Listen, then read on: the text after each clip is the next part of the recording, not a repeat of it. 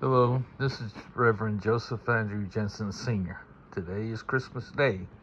It's 2 o'clock in the morning, and I've had a long day.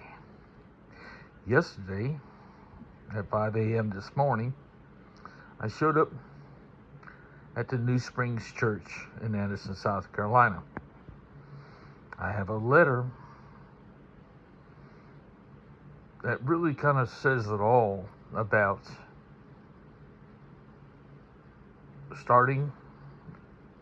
Yesterday was basically the starting of the rapture. It's also the starting of an uncover of the fraud. Maybe I shouldn't have brought up the fraud inside the Christian church that's going on just to get the donations that I need to get to this world.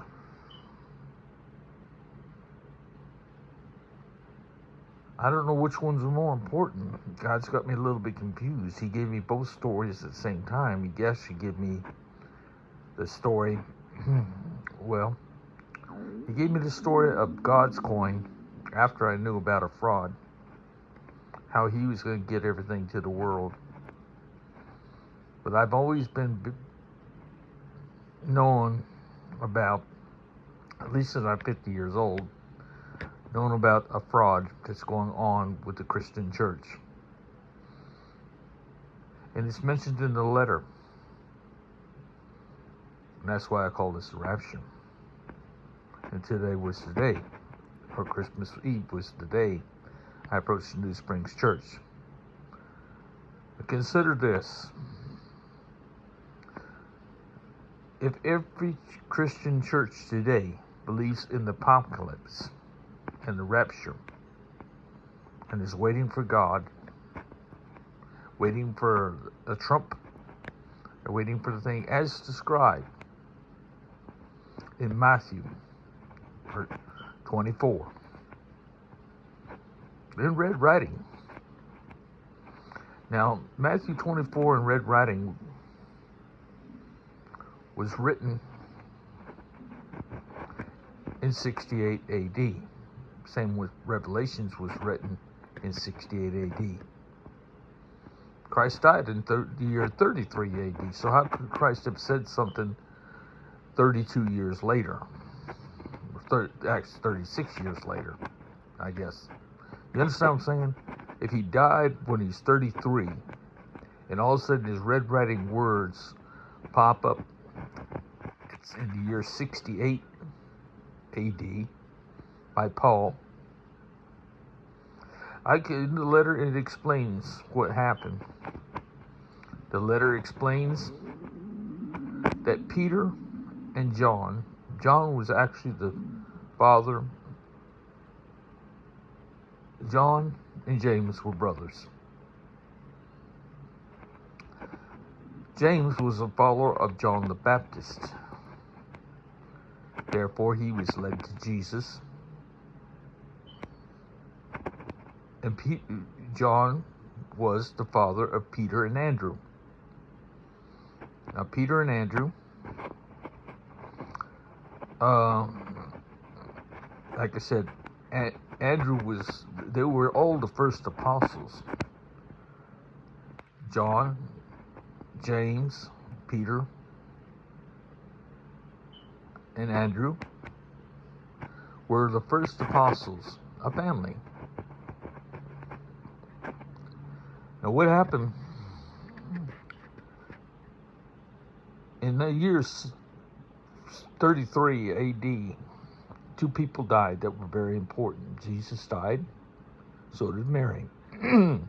Mary died either in the year 30 BCE, which is the common era.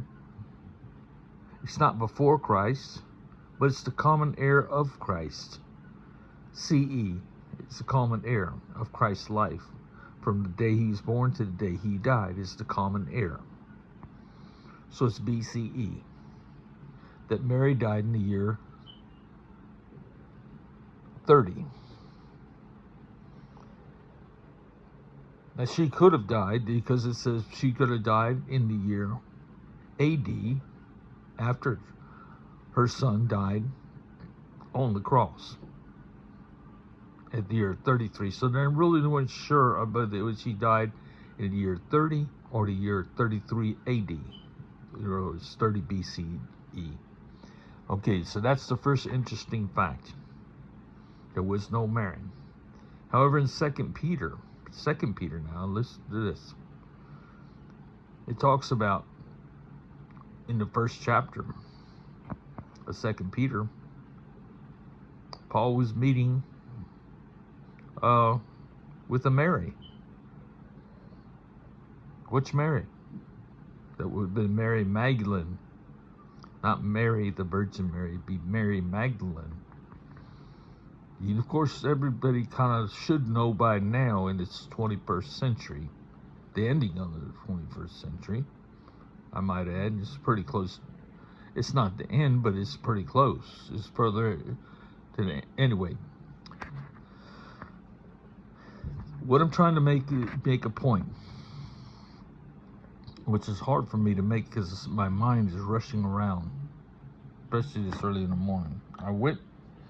The reason my point is I spent the whole day trying to get to people that this is a campus as well as the Anderson New Springs is a campus, a huge campus of the Baptist Church, New Springs Baptist Church, which they have 14 campuses. Now, I was kicked off of that property this morning at 7 a.m. way before church started.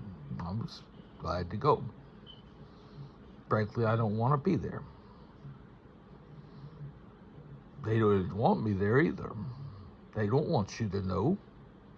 They're perfectly fine with following a fraud. They're believing in an apocalypse. The apocalypse was written in 68 AD, the same year that Paul died, the same year that Nero died.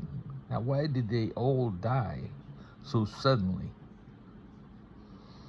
Well, they died because there was a revolution. That's the revolution of Christians. Nobody's talking about. Because Peter was killed, crucified, upside down, which they say he insisted he wanted to be crucified upside down. That's a lie. He didn't want to be. The Senate had him crucified upside down. Nero didn't even want Peter crucified. Nero was basically just emperor from the time he was 16 to today he was 30. And when he died, it was because of Peter. He was trying to stop them from crucifying Peter, and they crucified him upside down.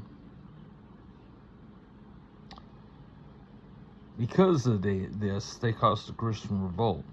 Now, before this happened, the reason they crucified Peter was because in the year 64, Peter and John, his father, were together. And they were both at Pentecost, so they spoke in tongues, the real tongues. I got the gift of tongues.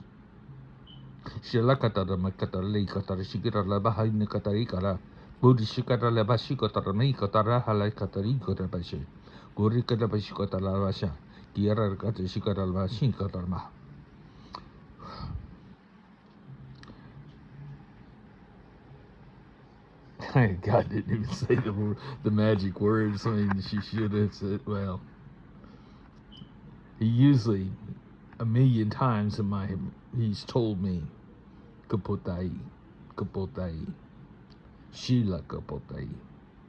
Kapotai is about the only part that I really can interpret, think I can interpret with honesty, was kapotai means my name is.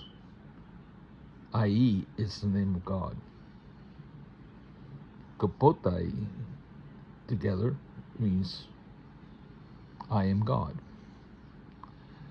Shila kapotai means listen. Shila means listen. Shila kapotai. Shila kapotai karale katari na katare shala bakshi katara bahi katari la bakshi katara adme katai. Okay, what God's just told me, listen up. I am God. And he also said, listen to what I got to say. I found out a month ago, I always thought that was my own speaking, and it really wasn't.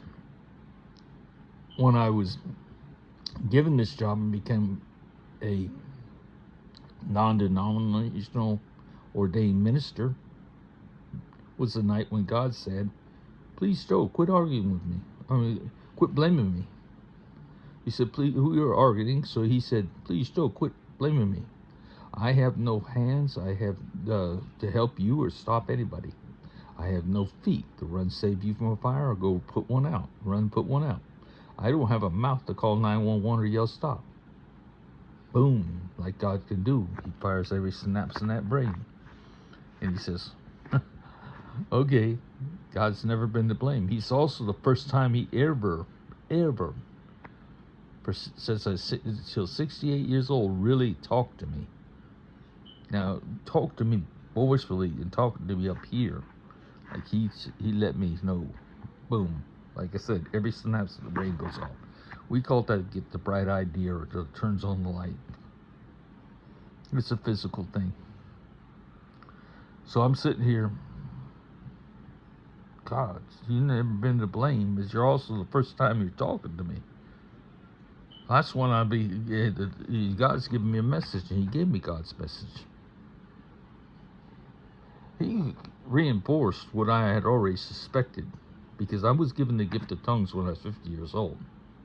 And now, today, I'm 71 years old. Actually, 52 years old. So actually going on 21 years. Was that right? 52, 20 years, maybe less. But going on 20 years, I've been praying in tongue and speaking in tongue, thinking that was my tongue, giving a different voice when that was actually giving voice to God. Now, when I became a minister on June the 9th, 2019, and if you met Grace Message, I found the ULC, a non-denominational church that ordained me, just like old Joel Osteen is a non-denominational church. Sometimes people don't need to join a church to go through a seminary, to go through the brainwashing of the church, especially if they're not ready to listen or research. It's not just listening, it's research. To understand, to take everything in. It's like a brainwashing. Because here it is. Here's the thing in a nutshell. This is a college campus. I was forbidden to be on their property this morning and any property of the New Springs Church or campuses. Meaning that in a nutshell, they don't want you to learn nothing else except for what you've been taught. We know the best for you. Whether you're living a lie, perpetrating a fraud, actually working for the Antichrist. There, I'm saying it. Paul was the Antichrist. Paul was the great deceiver. Paul wrote Revelations, not John. John and Peter both were at Pentecost. They poked the real tongue, so they know this for a fact. If you ever got the gift of the real tongue, and anyone that does knows this is true. Paul, all the time Paul wanted to find an interpreter. He said, but he wrote, and they caught him. They found his writings, and they caught him. John and Peter saw Paul's writings, and it said, Though I speak in tongues, I'd rather speak one word of understanding than 10,000 words in tongues. For what profit a man to speak like a barbarian? You know, it's like, boom, Peter immediately grabbed, even though his father didn't do anything, he couldn't stop Peter. Peter grabbed Paul and he strangled him, basically. He didn't strangle him to death because Paul was able to scream. He screamed hard. Because of the nature of Paul's doing, the guards were never too far from wherever he was at. They were listening. They weren't seen, but they were listening. Why? Because after Julius Caesar was stabbed by the Senate, you know, it's 30 years, Tiberius, or whatever his name was made ruler. And then Nero was finally, by the bloodline, was reset on the throne when he was 16 years old. But Nero still knew what happened with his uncle, which was Julius Caesar, being stabbed to death. So he had a certain amount of fear of the Senate. Because they stabbed, the 5 senators stabbed him to death, the lead senators of the Senate. In the records, they'll never find Paul was in jail at all. They kept good records of whoever went to jail, prison records. Paul nor Silas was ever in jail, but Silas was not a bad man. Silas just wasn't up to date of what was going on. Paul continuously used to leave Timothy with Paul. Timothy was a young scholar. Timothy was wanted. He believed in Christ, but he also wanted to find out where and what Paul was writing, and wanted to know where Paul was going. Paul would never let Timothy read any of his epistles, and he wouldn't let him go with him. He had said, no, you just go stay with Timothy. I got business to tend to. The business he had to tend to, 2 people were taxpayers in the Bible, collectors. Paul was, and so was Matthew. Another name for Matthew was Levi. That means he was a Levite. Levites means you're a taxpayer. Like levy taxes. That's what Levites do. They are tax collectors. So when you're called a Levi, that means you're called a tax collector. Paul was a tax collector, so was Matthew for sure. Okay? In fact, Matthew was a head tax collector. And Paul was good at it too. They were both feared. Mark might have been a Levite. But for sure, Mark followed everything Matthew did in writing. He parroted him. Everything that was written by Matthew was written by Mark. And in red writing, they wrote, Jesus said out of his own mouth. In the whole 24th verse, he's talking about that he would come with a trump, and the darkness will come. And he describes all the revelation. The whole thing. It's like Jesus was predicting the apocalypse. All the trials and tribulation were going to come. Everything. The only thing that's true in Matthew's writings, which was parroted by Mark, was like the 31st verse or the 38th verse. It says, no one knows the day or the time the Lord will come back. Not even the angels. Now those were true words. They weren't Jesus with extra words, because this is 30-something years later that they're writing this here thing about the apocalypse. You understand? Jesus was dead, but they wrote it as in red writing. They teach it as red writing. How can Jesus be speaking 30 years later, 30-something years later, 34, 30, 31, whatever, years later? It's not possible. That's where the fraud is, should be obvious to everybody. But more of this than the people speaking in tongues. Know that, in fact, God was told me a month ago, which I pointed out to them. My words weren't even my own. They were God's words. That was God speaking.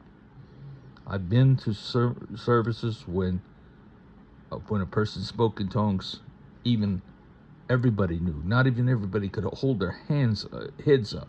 They just, like a pin could drop. Now, even dogs quit barking, babies quit thing, and they knew the presence of God was there. And it was like, wow.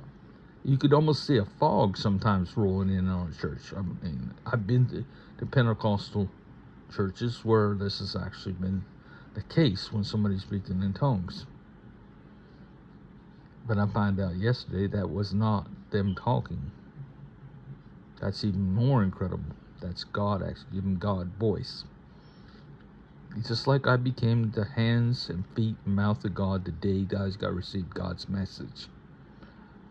They weren't my hands no more. I was giving them to God. They weren't my feet no more. I was giving them to God. I wrote God's message. I gave God my hands, and God wrote God's message. I gave God my feet when I went and did the footwork necessary to get God's message out.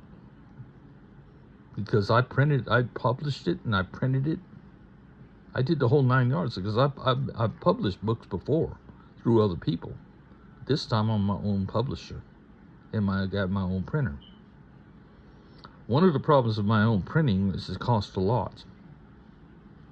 To send out 5,000 copies of God's message costs $6,500.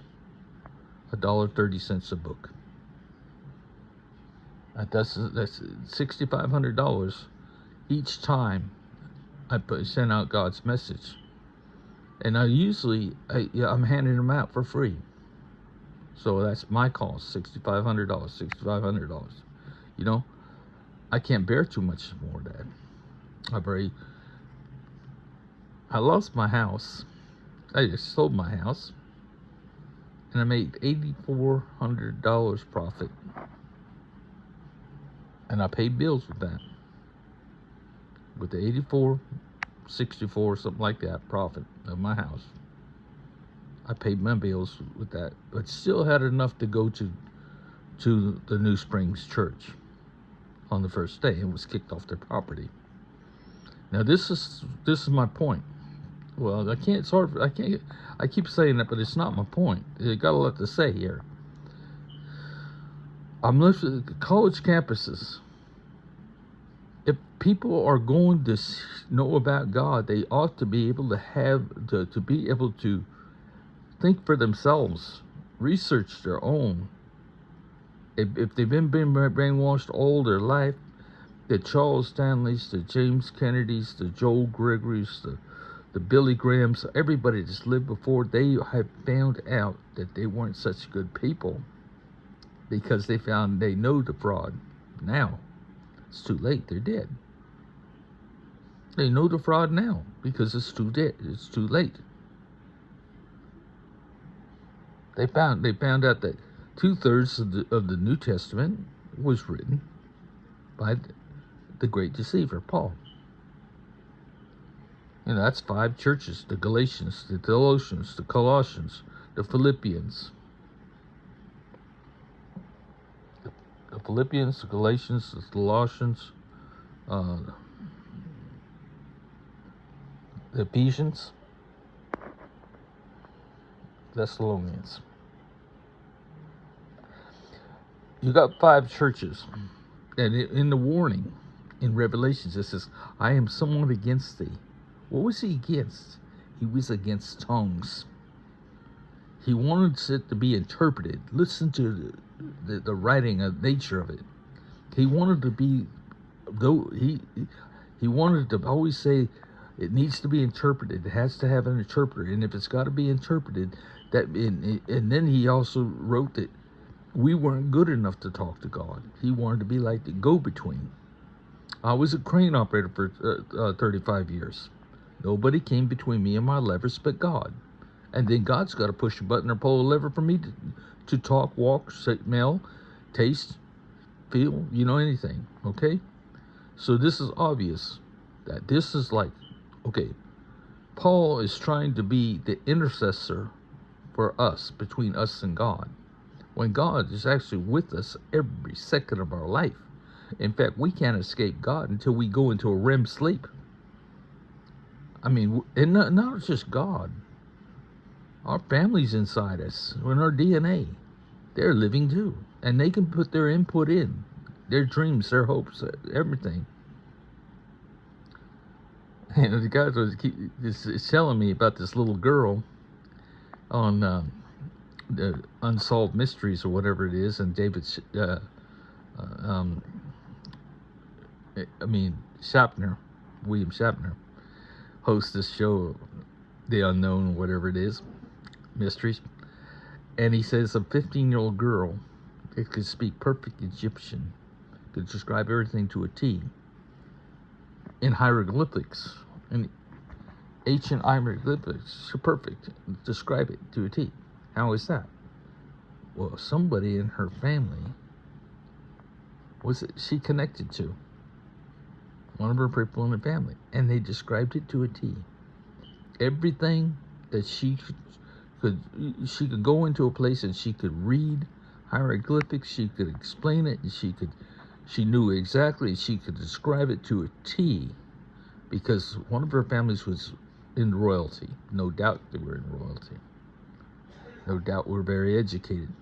But this is what they wrote this. But anyway, getting on to that, these things that William Shatner brings up, they're not mysteries at all. Not once you understand what God knows. And just like God brought this out, and I already knew it by 50 years later, because when I spoke tongues, and I heard the same thing Peter did, though I speak in tongues, he had never spoken tongues in his life. He just said that because he had to say that, because he was up there and he says, though I speak in tongues, I'd rather speak one word of understanding than 10,000 words in tongue, lest I sound like a barbarian. What profit a man? Now, if you're a student, you understand what I'm saying. You might not have the gift, but you understand this. You don't need to know the gift to know that what I've just told you is enough to make Peter wanted to choke him to death. Even his father couldn't stop him. So they crucified Peter upside down. They sent his father to Greece, on the island of Ephesus, in the island of Patmos. To Ephesus on the island of Patmos. Why did they send him there? Because they needed to have a way to keep the revolt from happening. They had to keep it from happening, festering.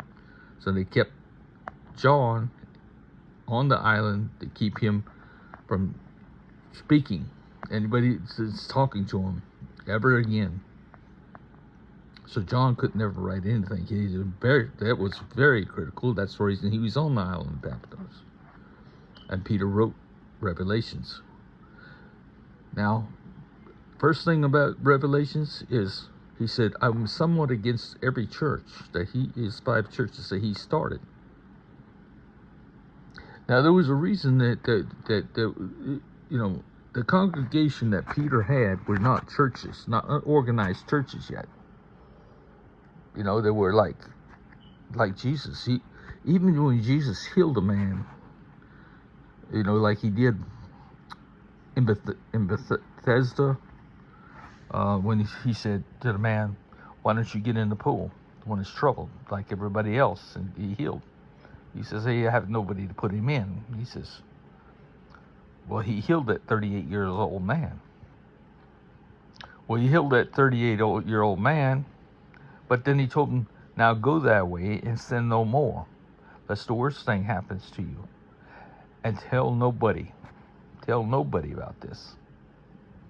You know what I'm saying? Keep it to yourself, because Christians were hunted and persecuted. The actual church started in Rome in 312 when Constantine was Caesar. Well, Constantine started the church. He became, and in order that they quit killing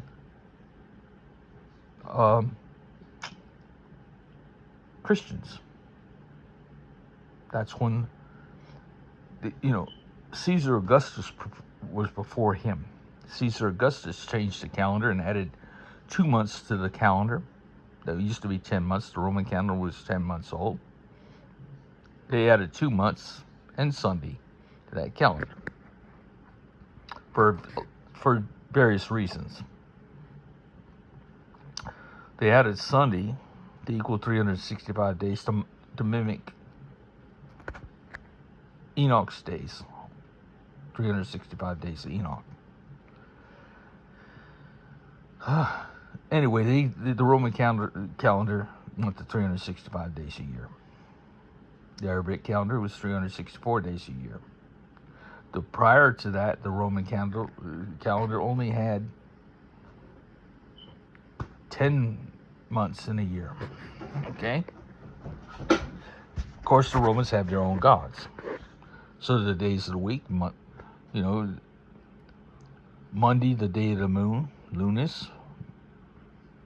Martes is the day, Mars, Jupiter, Venus, Jupiter. I don't even know what Friday would be.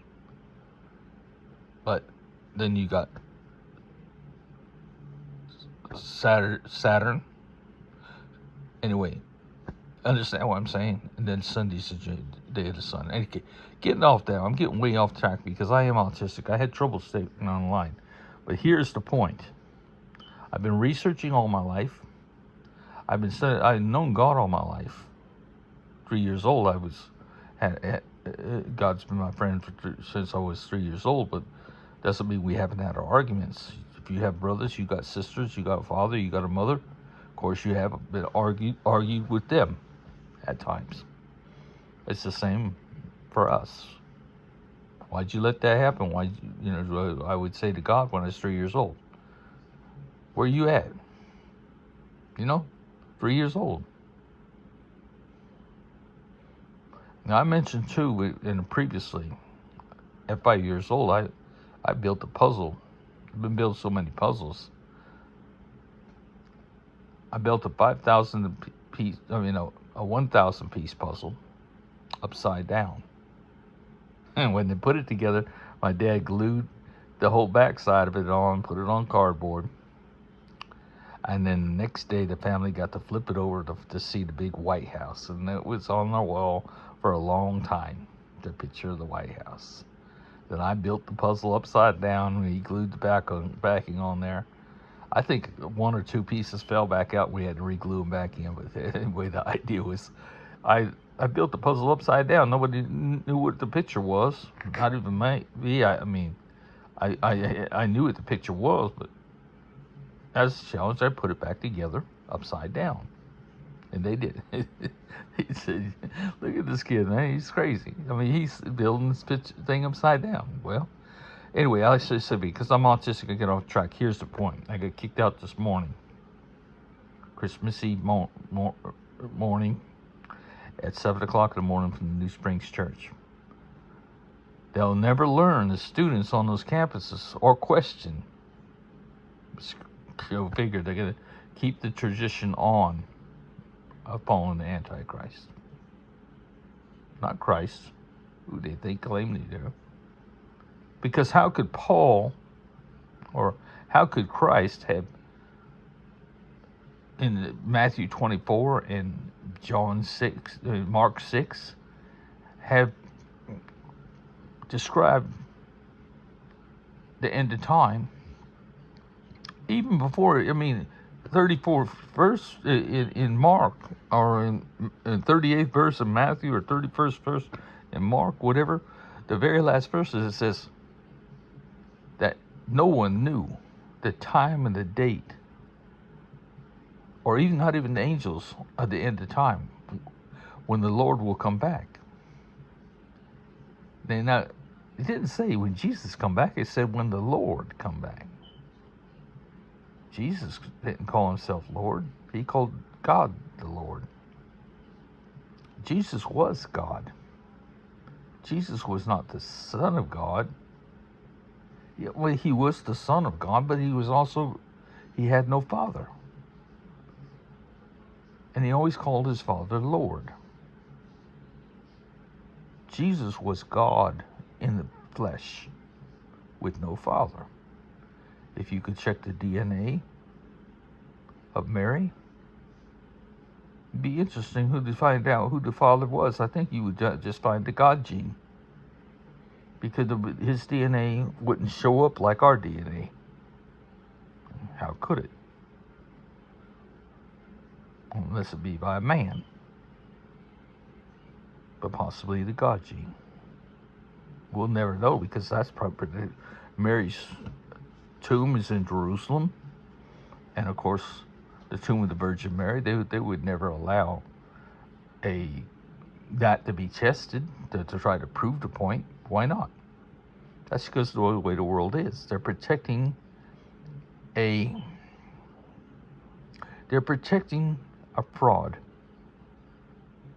The Revelations was predicted by Paul. Paul had to have some kind of idea, relations with the angels, to predict the ending coming by the angels. Does that make sense?